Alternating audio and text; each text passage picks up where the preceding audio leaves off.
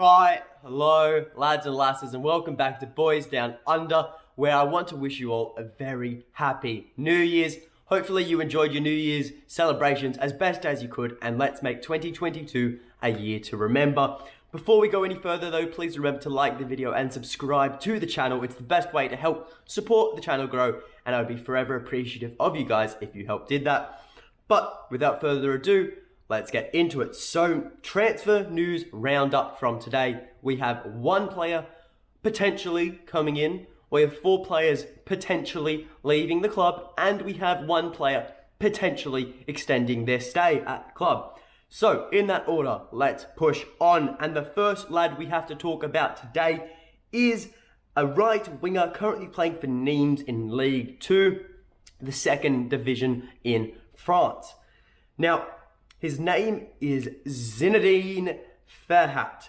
And you know what?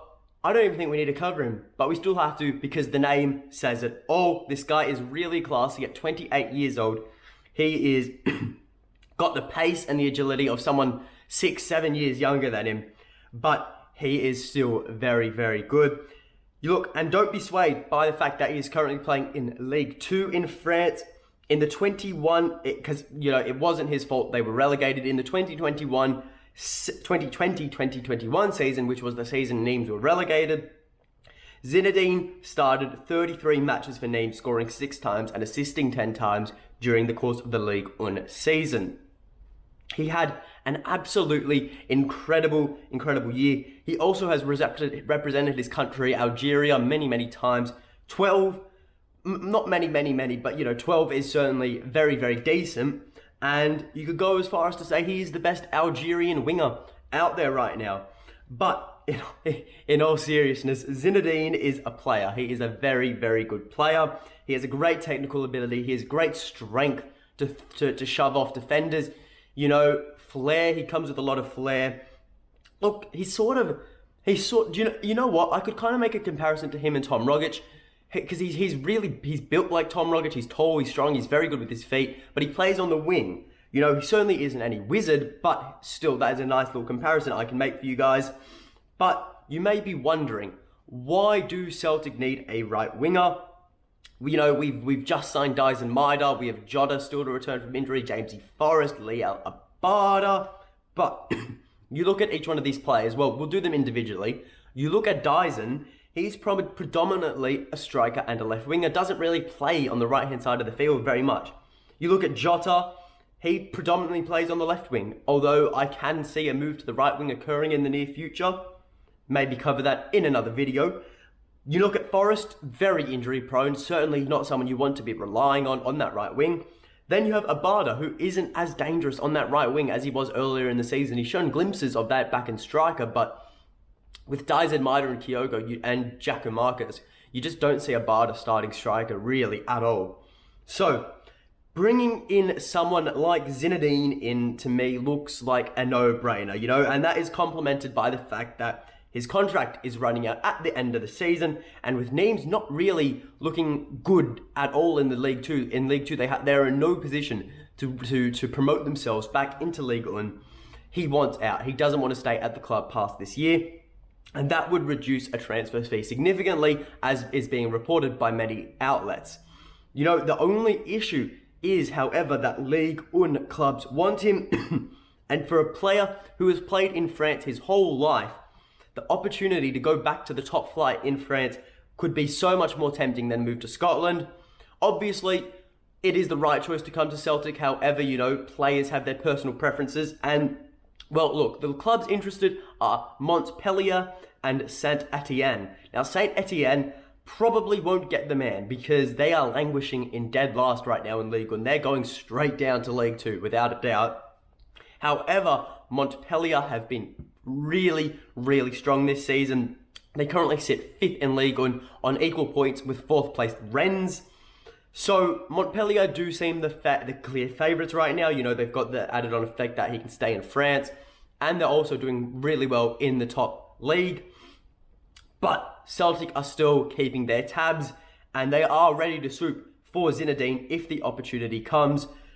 I personally would be very much for this move. It's a cut price deal. He's worth £4.5 million according to euros, according to Transfer Market.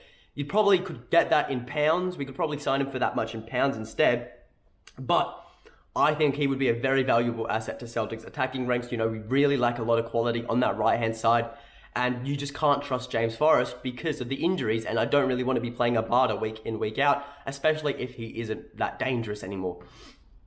But look, I think great signing. I think if Celtic could pull this off...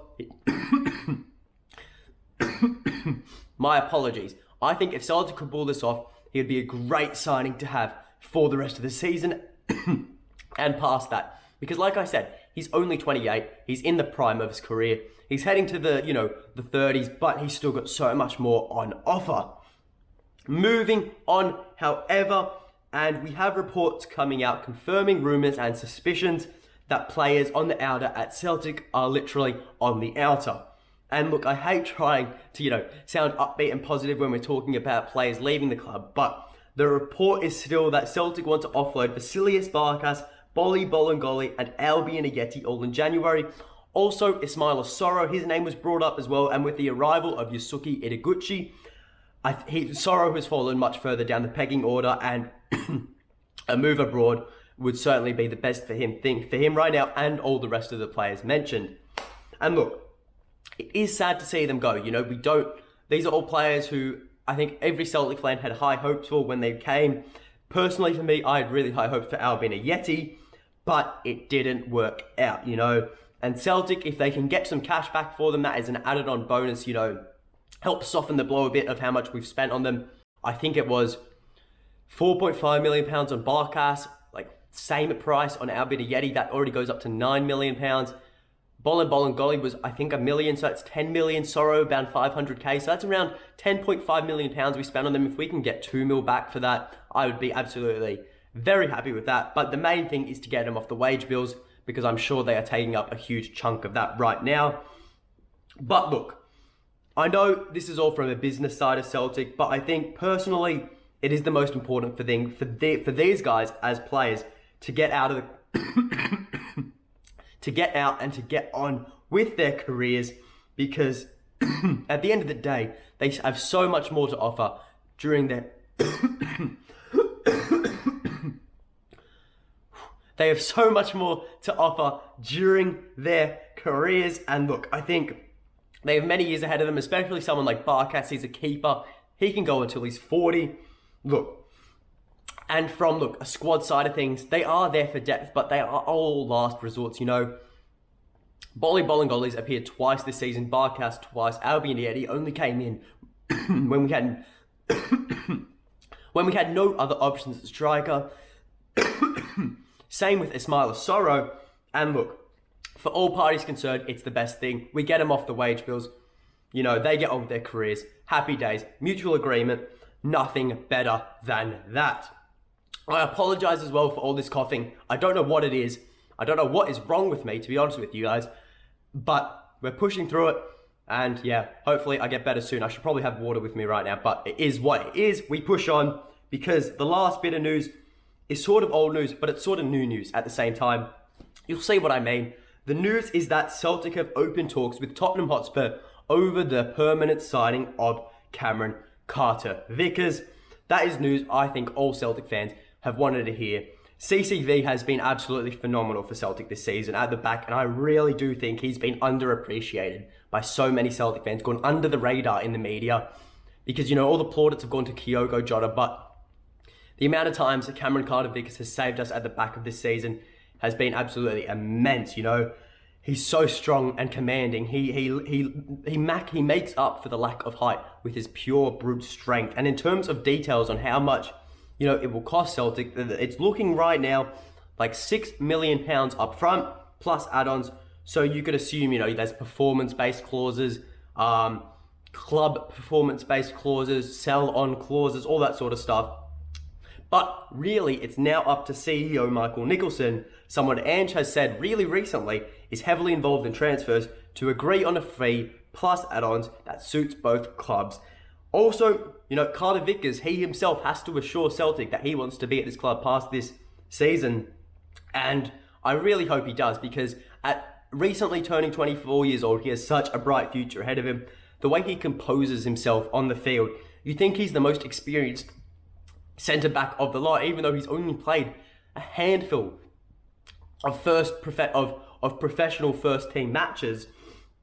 He looks like the most experienced defender we have, and it's credit to him, as for such a young lad, he looks years beyond his age and would be such a valuable player to have beyond this season. Look, I could go on all day about Carter-Vickers. I think he would be superb, but I feel like I'm going to die. I feel like I'm going to absolutely lose it if I keep going on any further. But look, to sum it all up, I think £6 million up front plus add-ons. If we win the league this year, we get that war chest. I think that is a reasonable fee. I wouldn't have any second thoughts about paying that. If we don't win the league, we might have to haggle it down just a little bit, just to, get a bit more bang for our buck. But I think certainly we need him past this season. I think he's been a revelation for us, Cameron Carter-Vickers, for a last minute, August deadline day signing. I think he's been superb. But that is all from me. So remember to like the video, subscribe to the channel if you want to see me get better, because I've been like this for like over a week now. It's not fresh at all, but I'll be back tomorrow with more news, and until next time, hail, hail.